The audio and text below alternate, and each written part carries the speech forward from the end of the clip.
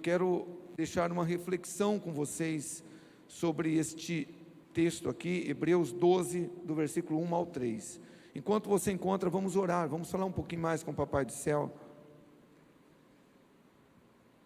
Pai, nós estamos muito felizes por tudo que o Senhor tem feito nesse lugar, em nossas vidas, por nós, através de nós, apesar de nós. O Senhor tem mostrado toda a Tua bondade, Tua graça, Tua misericórdia. Obrigado por esse momento maravilhoso de louvor, de adoração, mas nós queremos agora ouvir a Tua voz também, Pai, por meio da Tua palavra. Fale conosco, use os meus lábios aqui de uma maneira bem simples, me ajude a ser objetivo e abra o entendimento dos meus irmãos, Teus filhos, para que eles entendam, ó Deus Todo-Poderoso, não só a palavra, a letra, mas o espírito dessa palavra, em nome de Jesus, amém? Hebreus capítulo 12, versículo 1, nós vamos acompanhar a leitura aqui na Almeida Corrigida e Fiel. Está escrito assim, Hebreus 12, 1, portanto nós também, quantos aqui são igreja de Jesus? Então esse nós inclui você, inclui a mim. Portanto nós também, pois que estamos rodeados de uma tão grande nuvem de testemunhas, deixemos todo o embaraço e o pecado que tão de perto nos rodeia e corramos com paciência a carreira que nos está proposta, olhando para Jesus, autor e consumador da fé, o qual pelo gozo, pela alegria que lhe estava proposto, suportou a cruz, desprezando a afronta, e assentou-se à destra do trono de Deus. Versículo 3, considerai, pois, aquele que suportou tais contradições dos pecadores contra si mesmo, para que não enfraqueçais, desfalecendo em vossos ânimos. Muito bem. Então, usando esse texto aqui como base, eu quero deixar para os irmãos nesta noite uma reflexão com o título: você também vai vencer. Aleluia. Sim, o Espírito Santo de Deus, Ele te trouxe aqui para dizer para você: você também vai vencer. Você recebe isso na tua vida? Você também vai vencer. Como cristão, nós precisamos entender, queridos irmãos, que o mundo espiritual, ele, de uma certa forma, não é só tão real quanto o mundo físico, é mais real do que o mundo físico. Eu costumo dizer que na vida de um cristão, nada acontece aqui na terra, no mundo físico, material, sem que antes aconteça no mundo espiritual. Porque nós que somos cristãos, presta atenção, a Bíblia nos garante que nós estamos assentados com Cristo Jesus nas regiões celestes, espiritualmente falando. Então tudo para nós é espiritual, porque a gente vive no mundo físico, mas Paulo, ele escreve aos Coríntios dizendo: embora nós vivemos nessa carne, nós não militamos, nós não guerreamos segundo a carne. As armas da nossa milícia, elas não são carnais, mas poderosas em Deus para desfazer as fortalezas. Então você tem que entender, porque às vezes você questiona: pastor, por que parece que na vida nossa como cristãos as coisas são mais difíceis para nós conquistarmos? Parece que a luta ela é mais, árdua assim, o trabalho é mais árduo, as lutas são mais travadas.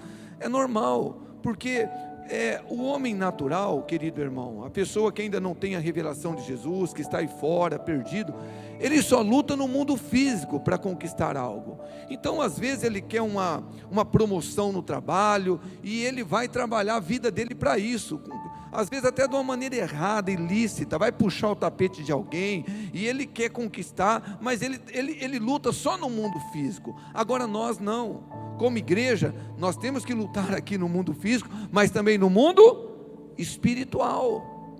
Então talvez você entenda o porquê muitas vezes nas nossas vidas as lutas são mais travadas mesmo. Agora veja bem, biblicamente falando, nós temos a certeza, porque a Bíblia nos assegura, que em Cristo Jesus nós somos mais que vencedores. E eu amo esse texto de Romanos 8, porque a Bíblia não fala que apenas nós somos vencedores, nós somos mais do que vencedores, mas precisamos buscar a Deus, ou em Deus, para que as nossas bênçãos, elas se materializam aqui no mundo espiritual. Então você tem que entender isso, nós usamos armas espirituais, e você não vai vencer em Cristo, se você não tiver essa visão espiritual. Amém? É por isso que está escrito que o crente, o justo, ele não vive por vista, por aquilo que ele vê, ele vive pela fé, acreditando. Fé é abstrato, mas muitas promessas que Deus tem para mim e para você são abstratas. Alegria é fé, você não vê fé, você não vê a alegria, você não vê a paz, você vê o efeito dessas bênçãos, mas você trabalha e busca em Deus isso para a sua vida. Agora, esse texto lido como base, nos ensina como nós alcançamos essa vida vitoriosa. E meu irmão, eu não quero apenas falar de você receber uma vitória específica ou esporádica na tua vida. Não, eu estou falando sobre você viver em vitória. E esse texto aqui, nós temos algumas lições importantes, como nós, como cristãos, podemos caminhar neste mundo vivendo em vitórias, podendo dizer que realmente em todas essas coisas, nós somos mais do que vencedores. Então aqui algumas coisas simples, que você, dando uma boa lida na Bíblia, você já enxerga. Primeira lição que eu aprendo aqui pelo texto: como alcançar uma vida vitoriosa? Busque aprender como aqueles que venceram. Porque nós lemos aqui no versículo 1, na parte A: portanto nós também, igreja, pois que estamos rodeados de uma grande nuvem de testemunhas. Então tem gente que acha, que interpreta esse texto achando que essa nuvem de testemunhas são as pessoas que estão ao nosso lado testemunhando. Não. A interpretação, a exegese correta aqui do texto, de uma tão grande nuvem de testemunhas, se referem às pessoas, aos heróis da fé do capítulo 11 de Hebreus, que venceram pela fé. E nós temos que aprender com eles como eles venceram. Por isso que quando você estuda a vida dos personagens bíblicos, até mesmo os erros que eles cometeram, é o Espírito Santo que inspirou os escritores para você aprender aquilo que você deve fazer, aquilo que você não deve fazer, como você vai avançar.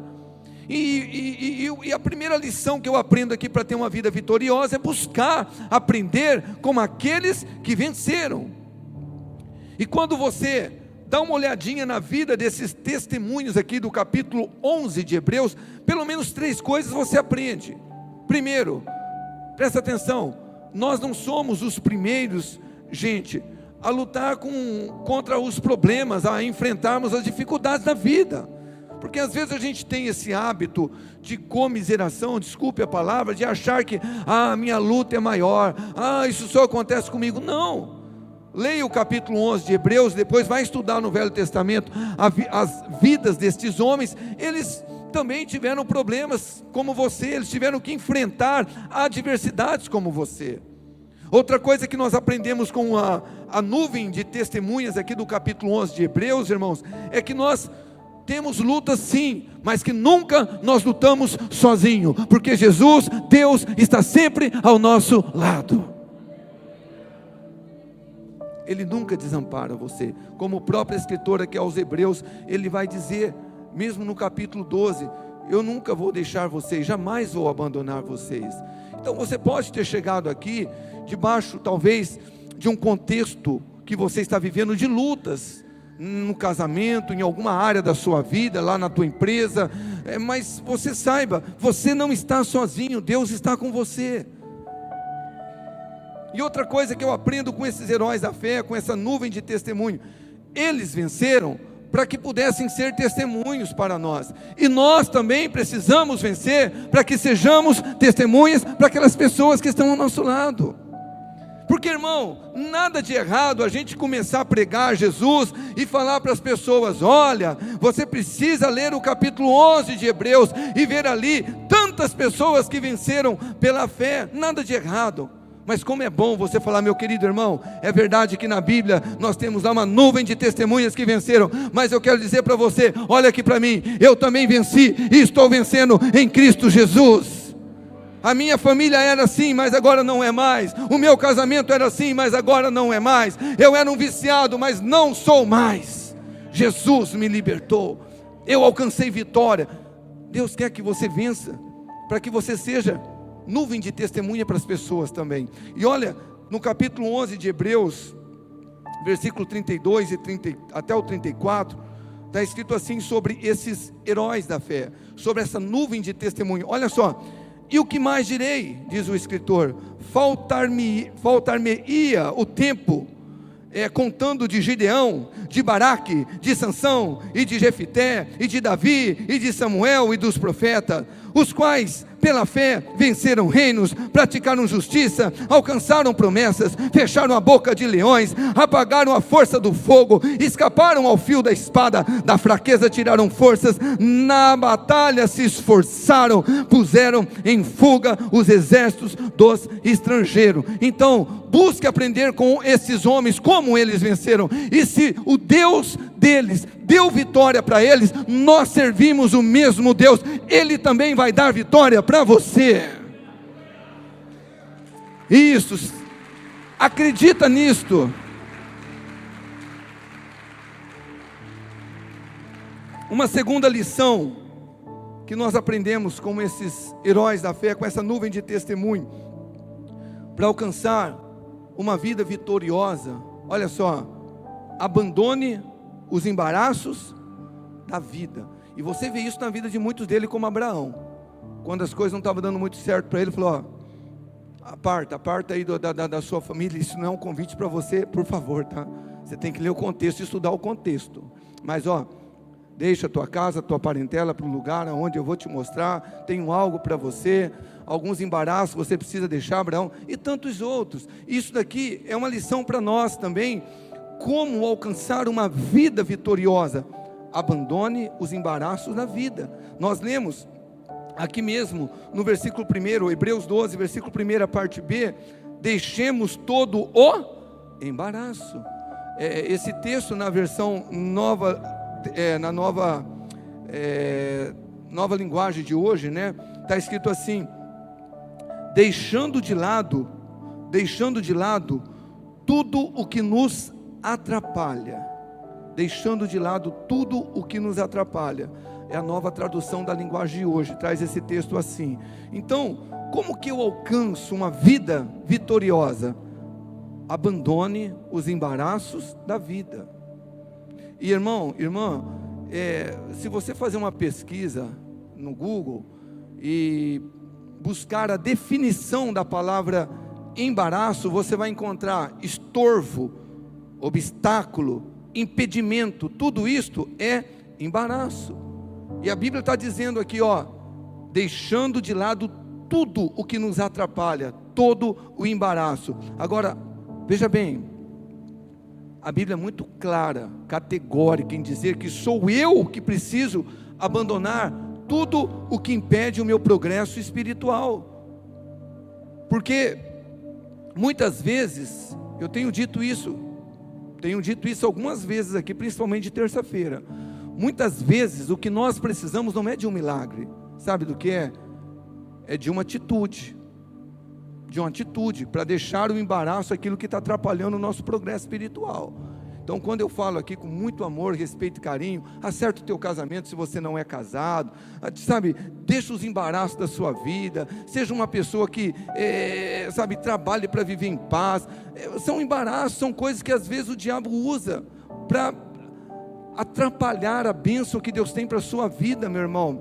Tem uma reflexão aqui, uma frase que diz assim, olha só, a melhor forma de seguir em frente e alcançar sua vitória é virar definitivamente as costas para os embaraços do passado. Não importa o quanto isso te custe, decida deixar para trás tudo o que não te leva adiante. Porque tem gente que fala, pastor, por que eu não consigo viver em vitória? E eu não estou nem ainda falando sobre pecado. que o texto vai falar também. Mas estou falando sobre estorvo, embaraço. Por que eu não consigo viver em vitória? Porque às vezes a pessoa gosta de viver enrolada, sabe? O Espírito Santo está falando: filho, coloque em ordem a tua casa. Você precisa arrumar a tua casa, tua vida sentimental, tua vida conjugal. Você precisa arrumar a tua vida financeira. Olha, isso aí está sendo um estorvo. E o Espírito Santo fala, mas a pessoa endurece o coração. E está aqui, meu irmão. Você quer viver em vitória?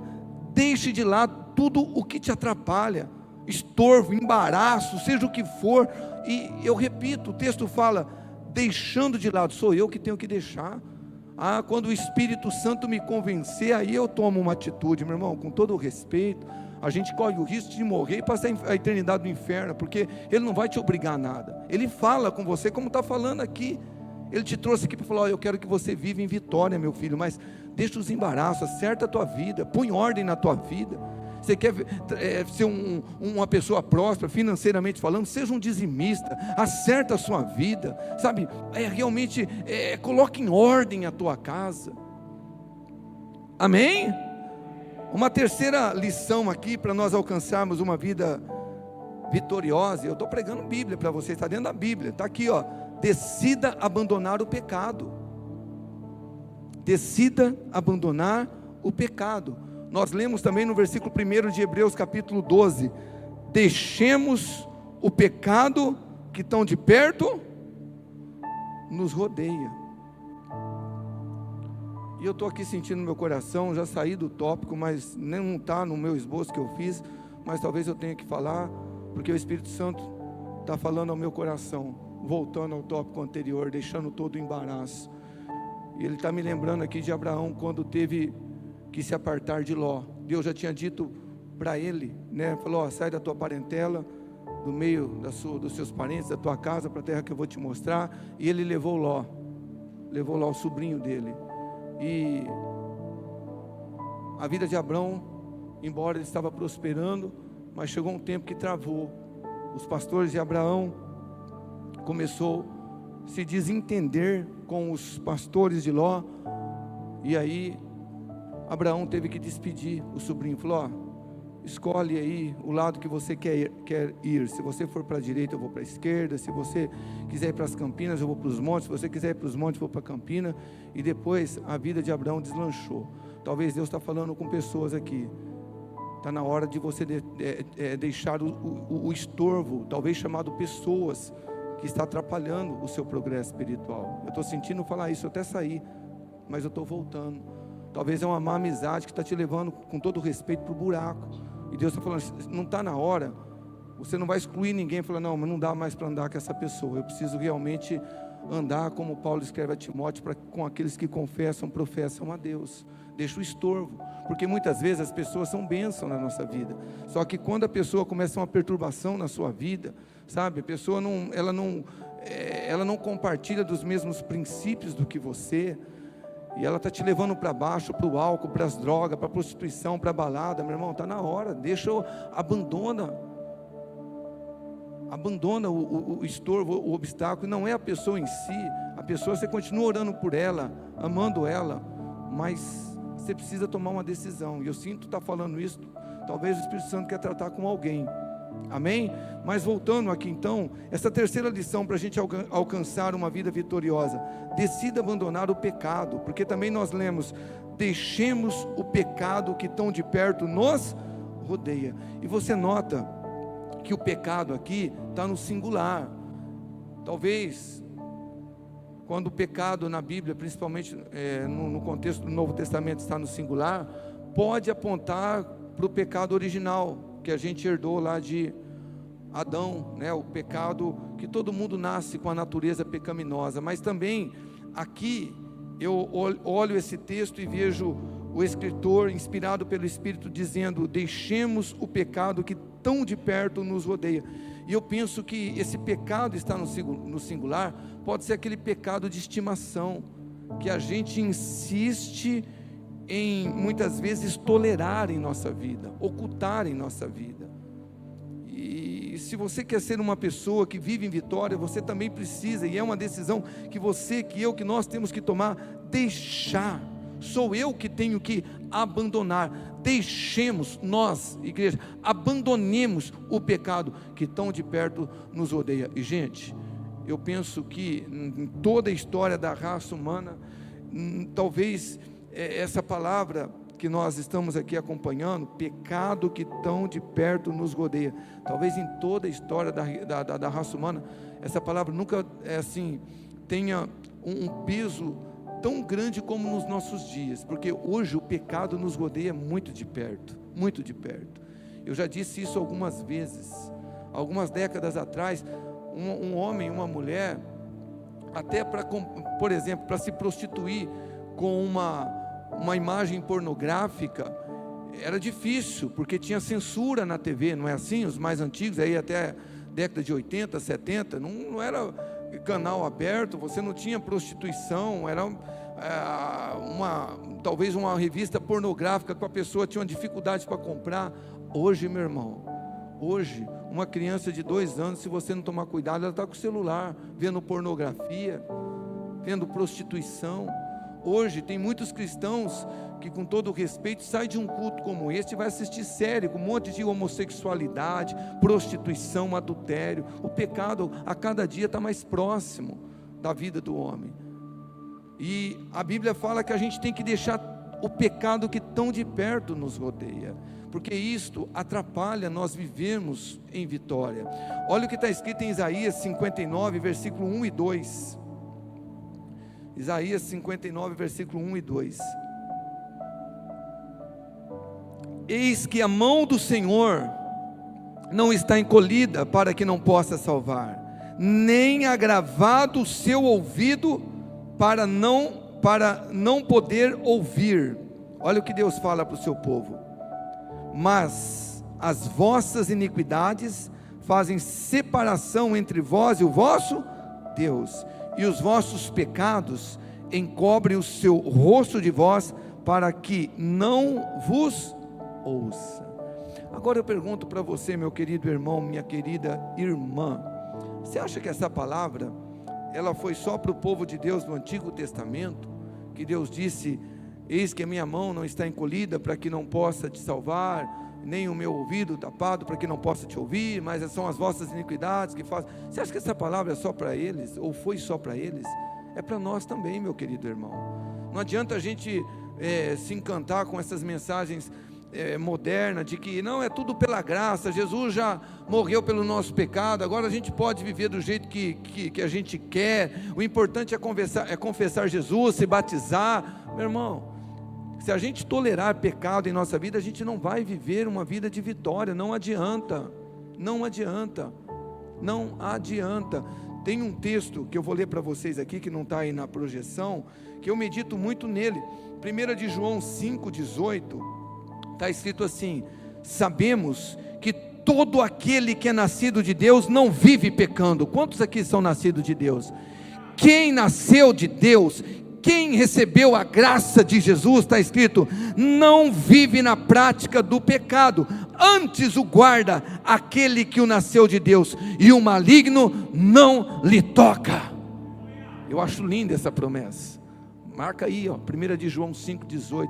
O diabo não tem poder para tocar a vida de um cristão que não está vivendo debaixo de pecado. O cristão, quando ele está vivendo uma vida santa, eu não estou dizendo perfeito, que ninguém é perfeito, mas que não tolera prostituição, que não tolera fornicação, que não tolera orgulho, que não tolera na vida dele raiz de amargura, mágoa, que não tolera desonestidade. Está aqui: o maligno não pode tocar, não pode.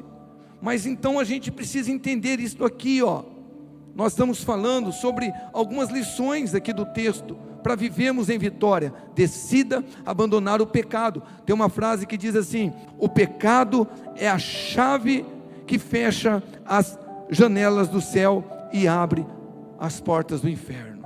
Forte, né? Mas é uma realidade. Pecado, o diabo, ele se alimenta de pecado, meu querido irmão. Às vezes o crente fala: por que eu não consigo, pastor, avançar na minha vida espiritual, ministerial? Parece que tudo está travado na minha vida. Bom, se você recebeu Jesus como teu único e suficiente Salvador, não era para estar assim.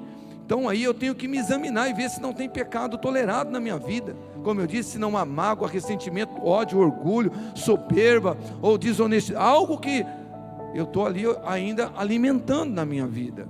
E para nós encerrarmos aqui uma quarta lição, para a gente alcançar uma vida de vitória, uma vida vitoriosa, olha só: não permita que nada e ninguém tire seu foco de Jesus. Aleluia. Esse é o grande segredo.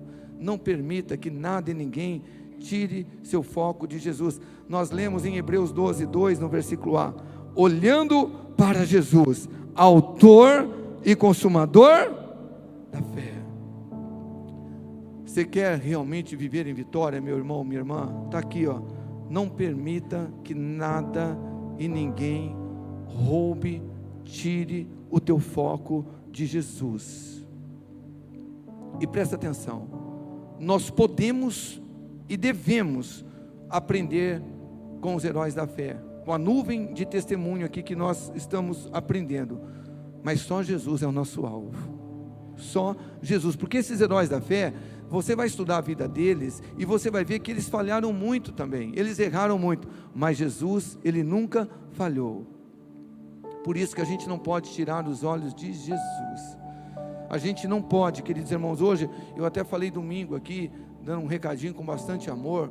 Eu fico muito triste quando às vezes a esposa não vem cultuar porque o esposo não quis vir, o esposo não vem porque a esposa não quis, os filhos não vêm porque os pais não vêm. Meu irmão, salvação é individual. Eu contei aqui, desde a minha conversão foi assim. Minha esposa, hoje não estou a fim de ir. Falei: querida, eu vou lá buscar por você, mas eu vou buscar Jesus. Nada pode tirar o meu foco de Jesus, porque olha essa frase, queridos: enquanto Jesus for o seu foco, nada e ninguém poderá te derrotar. E sabe o que é importante também? Você tirar o foco dos problemas, das adversidades, porque não é bacana, não é razoável que o cristão ele venha cultuar, ele venha trabalhar para Jesus só quando tudo está bem. Porque às vezes as pessoas falam: pastor, eu quero entregar um pouco o ministério, eu quero parar. Por quê, meu irmão? Estou com um problema, adversidade, luta. Eu digo: mas quem não tem luta, meu irmão? Quem não tem luta? Eu não posso focar problema, eu não posso focar obstáculo. Está escrito aqui, ó: olhando para Jesus, o autor e consumador da fé. E eu quero concluir lendo o versículo 3 aqui, Hebreus 12:3, na Nova Almeida atualizada, diz assim: portanto, olha a conclusão, o portanto aqui é conclusivo. Portanto, pensem naquele que suportou tamanha oposição dos pecadores contra si mesmo, para que vocês não se cansem e nem desanimem. Então, olhe para Jesus, foi Ele que suportou tamanha oposição por mim e por você. E se você olhar sempre para Jesus, tudo que Ele sofreu por mim e por você, você fala: eu não vou parar, eu não vou desistir, porque a propósito, em Cristo Jesus, eu também sou mais do que vencedor. Então eu concluo as minhas palavras dizendo para você: se Abraão venceu, se Davi venceu, se José venceu, e se tantos outros venceram, você também vai vencer em nome de Jesus. Se coloque de pé, por favor.